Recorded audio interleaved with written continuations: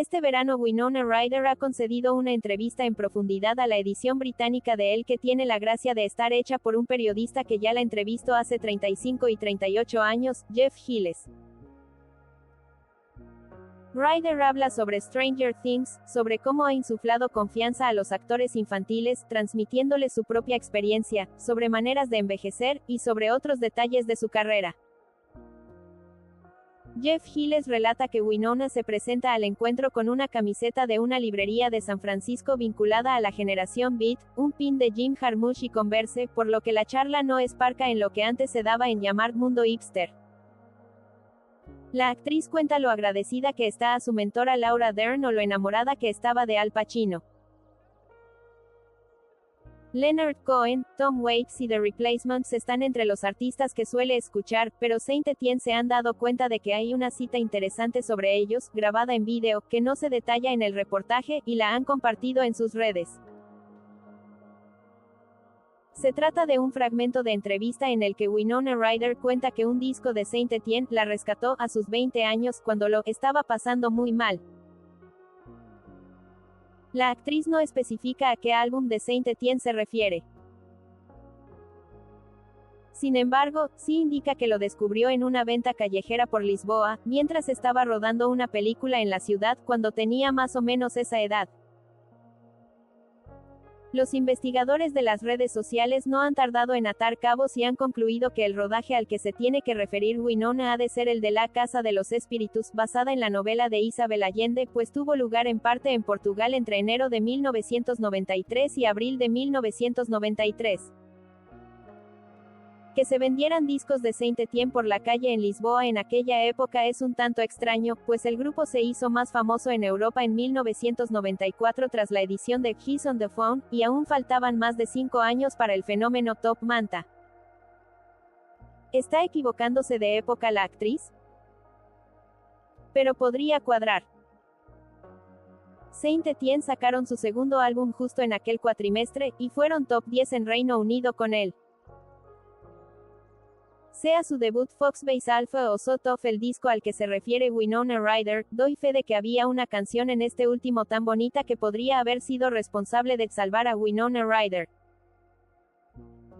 La balada Echo Bart Paving hablaba de una mujer que conducía un deportivo plateado, de noche por las calles vacías, entre lágrimas e imágenes inconexas. Se cree que Hobart Paving es una referencia a una empresa cercana al lugar donde los miembros de Saint Etienne, Pete Wicks y el escritor y crítico musical, Bob Stanley, crecieron. Pero lo que de verdad pudo conmover a Winona Ryder es el estribillo, que se repite hasta la saciedad: no te olvides de agarrarme, en este andén con llovizna en los ojos, el billete está en mi mano, el tren avanza por la vía. Y de nuevo, no te olvides de agarrarme. Sumando las texturas de los arreglos, alguien parece estar cantando sobre el miedo a caer al vacío. Como Winona en aquella época. Todo esto sería maravilloso si no fuera porque al final del vídeo la actriz se pregunta qué ha sido de Saint Etienne, si siguen juntos, pone cara de no tener la más remota idea. Además, lo dice no como quien se pregunta cuánto tiempo ha pasado desde el último disco no instrumental del grupo, sino como alguien que jamás volvió a Portugal, ni siquiera a Europa, y no volvió a saber nada del trío. La buena noticia para Winona es que Saint Etienne continúan juntos. La mala es que el que están a punto de editar será su último disco. Pero pesa lo positivo porque Ryder, como mucha otra gente a ambos lados del Atlántico, tiene un montón de grandes buenos álbumes de Saint Etienne por descubrir. Good Humor fue el más popular después de aquello. Sounds of Water, el más experimental. Tales from Turnpike House, una gozada conceptual sobre un bloque de edificios, y Words and Music by Saint Etienne, su álbum definitivo y con el que, una vez más, recomendamos empezar. Words and Music es generoso en los bangers y electropop que durante los 90 caracterizaron a Saint Etienne, de nuevo con la ayuda de Ian Catt y también Richard X. Contiene I've Got Your Music, contiene Tonight y contiene DJ.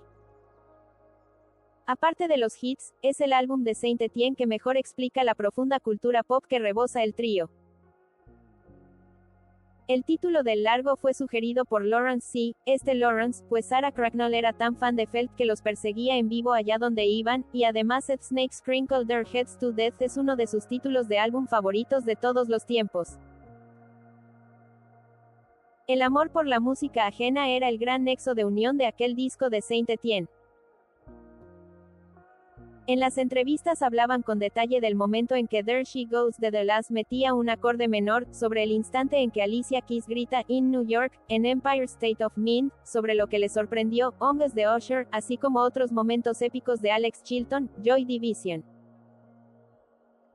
De hecho, Over the Border abría aquel álbum recordando al melómano de 10 años que fuiste si estás leyendo esto, en su caso entre referencias a Peter Gabriel, Top of the Pops, Smash Hits, LNME, Dexys, New Order y muchos más.